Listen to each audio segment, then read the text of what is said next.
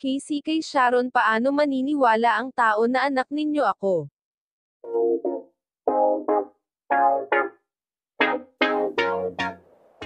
Hindi maitago ni Casey Concepcion ang excitement sa concert ng mga magulang niya na sina Sharon Cuneta at Gabby Concepcion sa October 27 sa SM MOA Arena.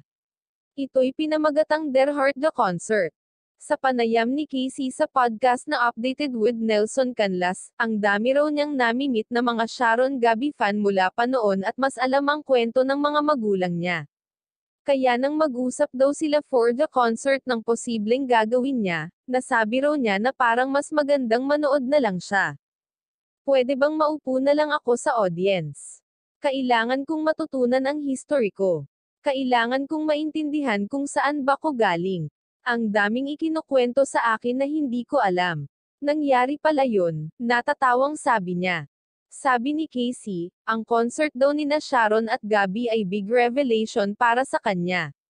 Biniro ni Nelson si Casey at baka siya raw talaga ang producer ng concert ng parents niya.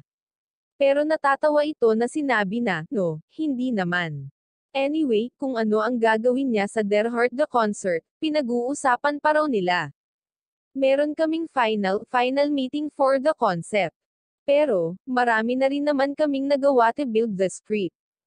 In fact, this is really their concert. Pero si Casey raw kasi ang link kaya dapat talaga na nandun siya. Oo nga eh, hindi ko nga na-realize ang role ko until kinausap nila ko about the concert. In the works, pero ready na.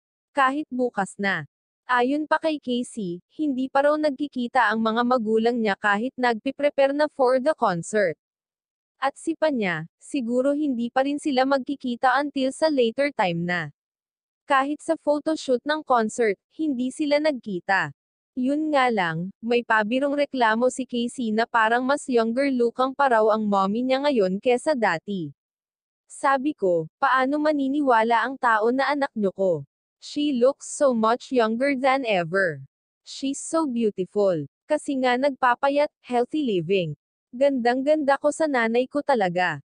Lalo na sa concert stage, gandang-ganda ko sa kanya.